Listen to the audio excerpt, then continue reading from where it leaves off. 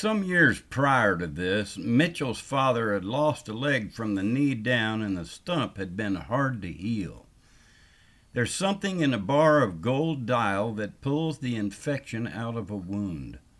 I never knew that until Mitchell's mother told me. I've used it on many wounds since, and it never fails. You can also put pepper on a cut that won't quit bleeding and hold it there, and the bleeding will stop. Just plain old pepper from a table shaker. If you take white raisins and soak them in plain gin and eat 9 white raisins every morning for the rest of your life, it will relieve your arthritis pain. It works. Try it. Well, Jean and I rested up in the hills of Kentucky for a week and a half. Then we took off for Baltimore. We got to Debbie's and rested up for another week. The road had been fun, beautiful, tough, and scary, but we made it on a song and a smile. We went back to Bechtelsville, Pennsylvania, and parked the trailer for the winter and started saving money for our spring move to Wyoming. I was so high on Wyoming during that winter that I'm sure most of the bars grew tired of hearing about it. Nevertheless, the customers and friends got behind the whole move out west, so the bars had to play along. Bar owners are funny. They won't get behind something unless you prove to them you're worthy of their help. And by the time I had the audience wound up, the owners had to get behind it. They did, and Jean and I decided we'd take off in April. Finnegan, Flanagan, Larson, and Willie Joe all decided that the Bally Hotel, the Gandy Dancer, John and Peters, and Seven Springs would have going-away parties. There was no backing out. The trip was set.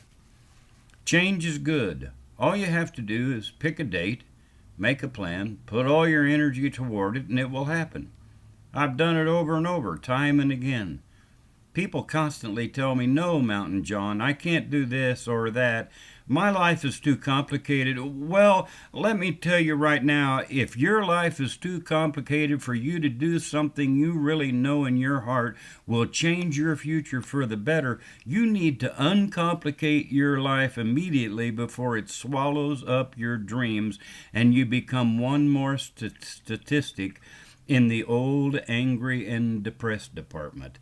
This society is wrong in directing young people into 80-hour work weeks.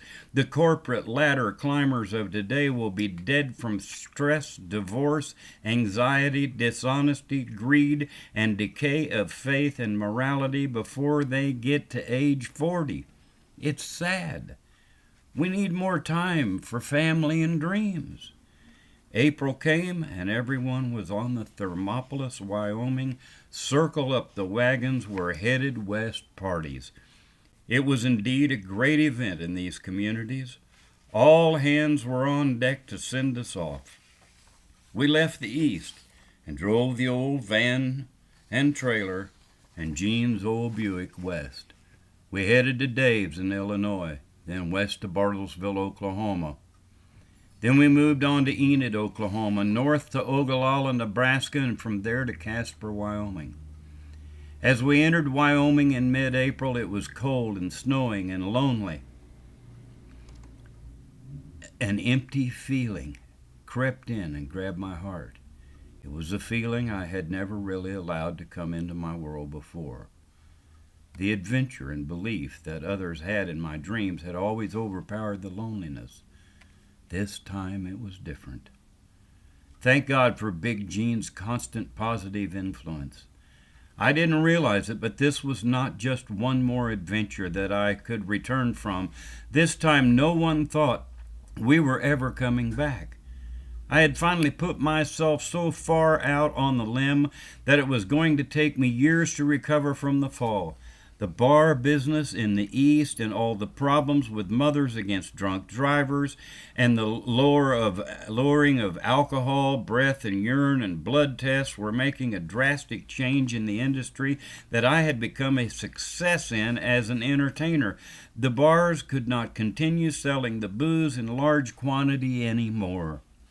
The emphasis would have to turn to good food and lower alcohol sales on the side. I had become the #1 entertainer in liquor sales for all the bars I sang in. Now I was going to have to figure out how to sing background dinner music and drop the dirty comedy, because I was going to be singing to sober families and yuppie-oriented restaurants. Oh shit, yahoo, amen. I was the best barroom single act in the small bars and resorts, and my stage was disappearing. My frustration was only just beginning, and I wasn't even aware of it yet. I had no idea how tight the politically correct society was going to become. Everything I had trained myself to do was going to have to change, or I would have to quit and find something else to do for a living. By the time Jean and I pulled into the yard at 610 Springview Lane in Thermopolis, it was evident that I was going to have to find some places to sing immediately.